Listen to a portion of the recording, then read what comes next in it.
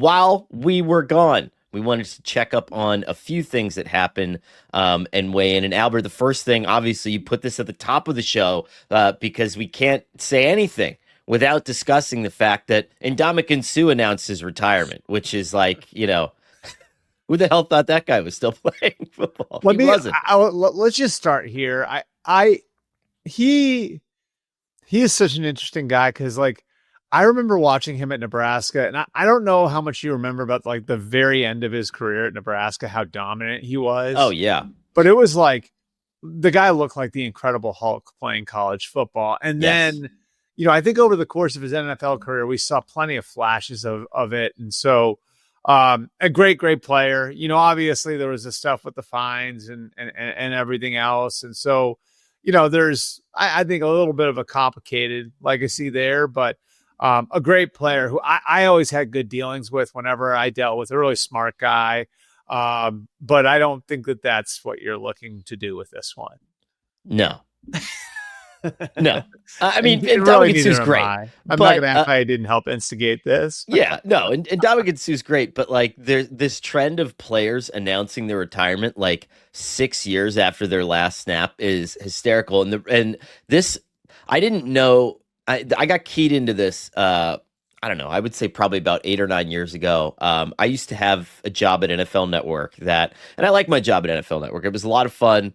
And I got to work with the guys who are now on Heed the Call and Around the NFL podcast, and made some of my best friends in my life there. However, there was one part of the job that I didn't like, and that was that I had to wake up at 6:30 in the morning and I had to watch Good Morning Football, and I had to write about anything that was interesting that was said on Good Morning Football in order to promote Good Morning Football. And so I remember being on there, just, being up and not really being all that happy about it.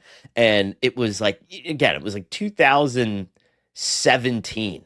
And they're like, oh, big news today on GMFB. Victor Cruz announces his retirement. And I was like, Victor Cruz hasn't played since like 2015. And I covered Victor Cruz. I knew Victor Cruz. And I was just like, what are we doing here? And then now you just start seeing this slow creep of it where, God, some of them were so funny. It was like 2022 Antonio Cromartie announces his retirement. And I was like, I know that guy. He's like 44 years old. Like, I think one day they're just kind of bored and it's just like, you know what? Let's make this official. Or, sometimes it's strategically to announce something else. Right. So sometimes I think it's like, they're launching a foundation or they're taking a job somewhere or whatever it is. Because I'm sure this is probably partly some publicist or PR person or whatever saying like, well, we want to announce this. How do we create some juice? Well, you never now announce your retirement. Like, this is the perfect chance to do it. I believe Suh last played in 22, right? Was that the Eagles? Yeah. He was in the Eagles Super Bowl team, right? Right?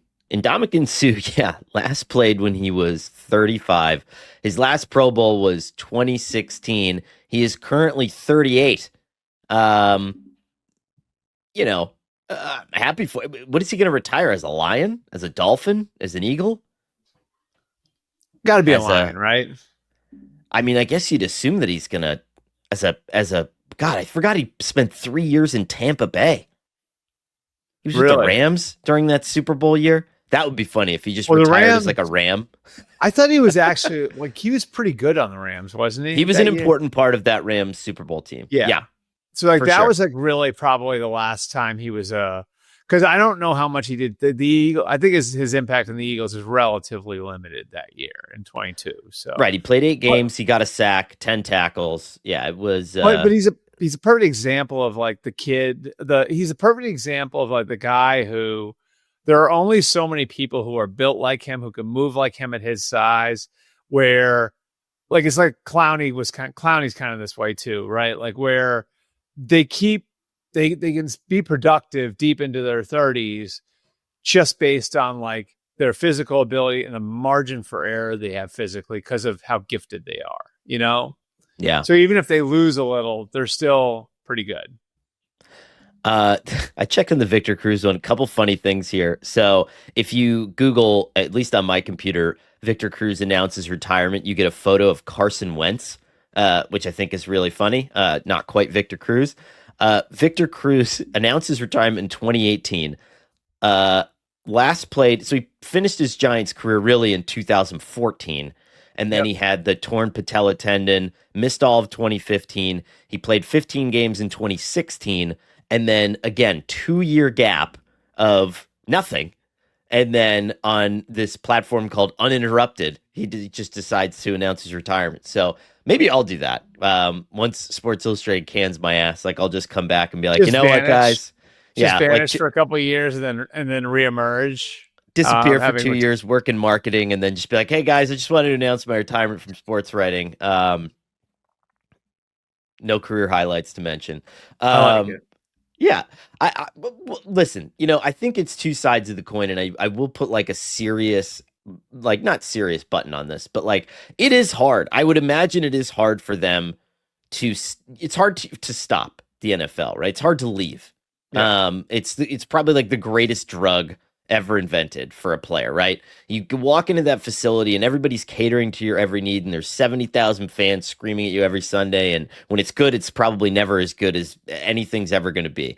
And so I do imagine that there's part of that desire to want to just hold on to something like that, just want to keep a little taste of it or something, and hope that when you go in for the retirement ceremony, the team offers you the greatest job in sports, which is like that one former player that just gets to come back and walk around all the time. I don't know what you call it, like director of player development or whatever, but it's like every team has that one former player, and he just gets to walk around and just, be that guy, that's the job. Yeah, it's hard because I would say what you're getting at is actually very real too, where I mean, I always say this, like I think like the psychology for a lot of these guys is really difficult. The psychology for a lot of these guys is like, imagine you're so gifted when you were 8 years old, 9 years old, 10 years old, so gifted at anything that like when you were that age, people defined you as this thing, right? And then you became so good at it in high school that somebody was willing to let you go to college for free for it. And then we were so good in college at it that somebody was willing to pay you millions of dollars to continue playing it. And it's become so much a part of who you are and how people identify you that like it's sort of becomes like your whole like how everyone looks at you, the prism through which everyone sees you. And then when you're 31, 32, 33 years old, if you're really good at it, someone taps you on your shoulder, because you have to be really good at it to make it till you're that age. Someone taps at you on your shoulder and say, you can never do this again.